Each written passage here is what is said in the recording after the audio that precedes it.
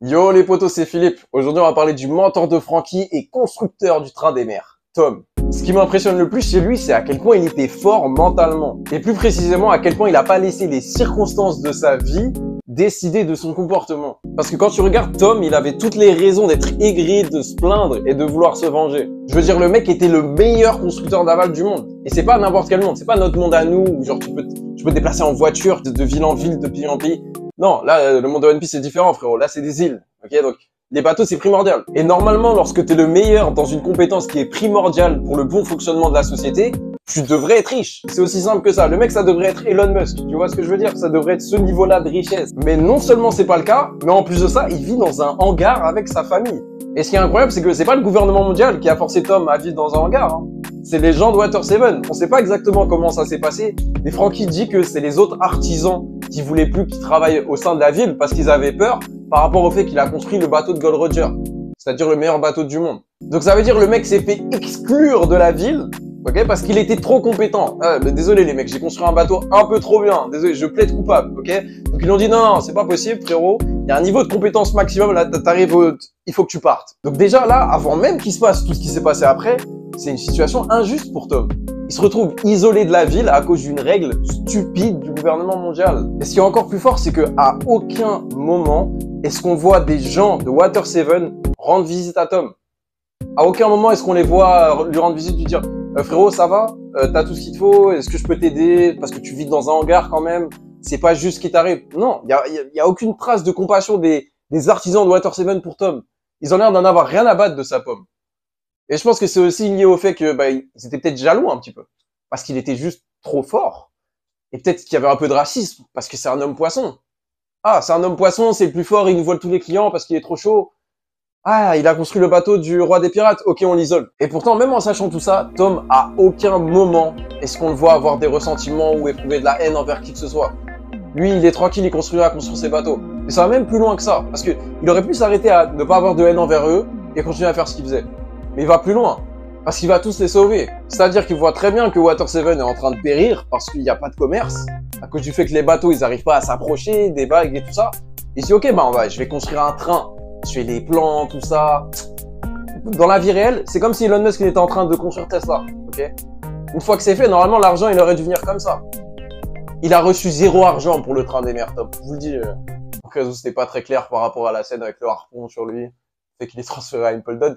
Il n'a pas été gratifié pour ses services. Donc non seulement, tu vois, il utilise 10 ans de sa vie pour sauver son île, sauver des dizaines de milliers de personnes, peut-être même des centaines de milliers de personnes, relancer le commerce de tout Water 7. Imaginez tous les milliards de berries qui tournent à Water 7. Tous ces milliards de berries, c'est grâce à Tom. Donc non seulement il a sauvé toute son île, mais en plus de ça, il est condamné à mort juste après. Et ce qui est fort, c'est que même là, il perd pas son calme. C'est-à-dire que le juge arrive, et en fait, ce qui s'est passé, c'est qu'il a construit le train des mers pour être acquitté de son premier crime. C'est-à-dire d'avoir construit le bateau de Gold Roger. Ce qui en soi n'est pas vraiment un crime, hein, si on est sérieux entre nous, mais bon, ainsi soit-il.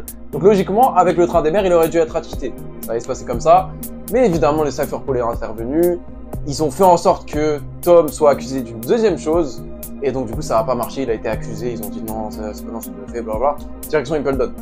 Donc ça veut dire que il a donné 10 ans de sa vie pour sauver sa ville, et au final, il va mourir, concrètement.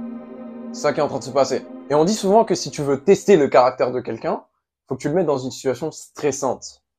En fait, quand tu regardes, tout ce qu'on a vu de la vie de Tom, c'était une situation stressante. Et à aucun moment est-ce que il a perdu de vue son réel objectif. Aider sa famille, aider le peuple, concrètement. Aider les gens. À aucun moment est-ce qu'il a été corrompu, à aucun moment est-ce qu'il a commencé à essayer de se venger.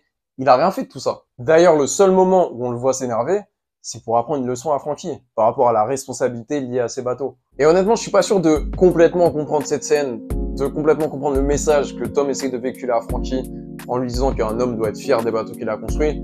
Mais en tout cas, ce qui est sûr, c'est que ça en dit long sur Tom. Parce qu'on a vu tout ce qui s'est passé précédemment.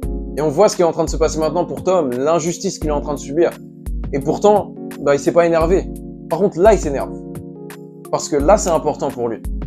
Là, il essaye de faire passer un message à Frankie. Là, il essaye de l'aider à devenir un homme. Donc ça veut dire que pour lui, ça, c'est plus important. Pour lui, Frankie est plus important que tout ce que le gouvernement mondial peut lui faire, le tuer, le torturer, l'envoyer à Impel tous ces trucs, c'est pas très important. Une autre scène intéressante, c'est lorsque les navires de Franky détruisent le bateau du gouvernement mondial. Et donc ensuite, on dit, ouais, c'est de la faute de Tom, c'est Tom qui a fait ça, blablabla. Donc il est accusé à cause de ça. Il aurait très bien pu dire, ouais, Franky, c'est ta faute, t'aurais pas dû construire ces bateaux, c'est ta faute ce qui nous arrive, tout ça. Mais non, à aucun moment est-ce qu'il dit ça. Parce que, au fond, il sait que c'est pas, en fait, c'est pas vrai. Mais un homme plus faible, il l'aurait fait. Il aurait cherché un bouc émissaire, en fait. Il aurait dit, ouais, c'est pas ma faute, c'est ta faute, toi, là-bas. Non, lui, il a pas fait ça. Il a gardé la tête froide et il s'est dit, ok, le gouvernement mondial nous a juste framé en tant que criminels. Que ça soit les bateaux de Franky ou les bateaux de quelqu'un d'autre, on s'en tape. Ils auraient trouvé une solution pour nous faire incarcérer. C'est ça, la vérité. Ça, c'est la marque d'un leader. C'est un exemple pour Franky Iceberg. C'est beau ce qu'il fait. Maintenant, je pense qu'il y a de la nuance. Je pense qu'il aurait pu s'énerver quand même contre le gouvernement mondial à cause de cette injustice, parce que c'est pas normal, c'est pas juste, etc., etc. Donc ça aurait été normal qu'il s'énerve contre eux, tout en restant fidèle à lui-même, fidèle à ses objectifs, etc., etc. Parce que je pense que voilà, ne jamais s'énerver et tout, c'est quand même, c'est pas humainement possible. C'est un homme poisson, vous me direz. Et même, c'est pas forcément ce que tu veux. La colère, c'est pas forcément une mauvaise émotion. C'est-à-dire que parfois, il y a des choses qui sont inacceptables et t'es en droit d'être en colère contre ça. Typiquement, le système du gouvernement mondial est inacceptable. Si suffisamment de personnes se mettaient en colère contre le système du gouvernement mondial, peut-être qu'ils arriveraient à le renverser. C'est le principe d'une révolution. Lorsqu'un système devient trop corrompu et que le peuple est trop oppressé, il se soulève, détruit le système en place et en fait un nouveau. Donc le but, c'est pas de ne pas ressentir de colère, parce qu'il y a des choses qui sont inacceptables. Il y a des choses que tu ne devrais pas accepter dans ta vie. Par exemple, tu ne devrais pas accepter le fait que le gouvernement puisse rentrer chez toi et tuer un membre de ta famille sans aucune raison. Je pense qu'on peut tous s'accorder sur le fait que t'as pas envie que ça arrive, c'est inacceptable. Donc le but, c'est pas de ne jamais ressentir de colère, parce que dans ce cas-là, ça veut dire que tu acceptes tout ce qui t'arrive et tu fais rien concrètement. Le but, c'est de choisir de manière sage sur quoi est-ce que tu diriges ta colère. Et je pense que sur ça, sur la capacité à contrôler ce sur quoi tu déverses ta colère, typiquement, on l'a jamais vu déverser sa colère sur sa famille. À aucun moment, alors que il y avait du stress, et pourtant, à aucun moment on l'a vu se lâcher sur sa famille, s'énerver contre Franky, s'énerver contre Iceberg, s'énerver contre sa femme. On l'a pas vu faire ces choses-là. Donc ça montre qu'il avait un gros contrôle sur lui-même, et ça c'est admirable. En plus, on voit qu'il est très fort physiquement. Pourtant, on l'a jamais vu utiliser sa force, sauf pour construire des bateaux. Donc il y a tous ces trucs qui font que c'est vraiment admirable. Et moi, personnellement, je sais que ça m'arrive de perdre mon calme sur des futilités. La dernière fois, j'ai perdu mon calme parce qu'Internet, il allait pas assez vite. Ça te permet, ce genre d'histoire, ça te permet de mettre les choses en perspective sur le fait que t'es pas obligé de perdre ton calme pour des futilités. La plupart du temps, dans 99% des cas, la meilleure solution, c'est de garder son calme. Donc voilà, c'est pour ça que je pense que Tom peut vraiment être un exemple pour nous tous. Merci d'avoir regardé jusque-là. Dites-moi ce que vous en pensez en commentaire et n'oubliez pas de vous abonner pour pas louper les prochaines vidéos. Allez, tchuss!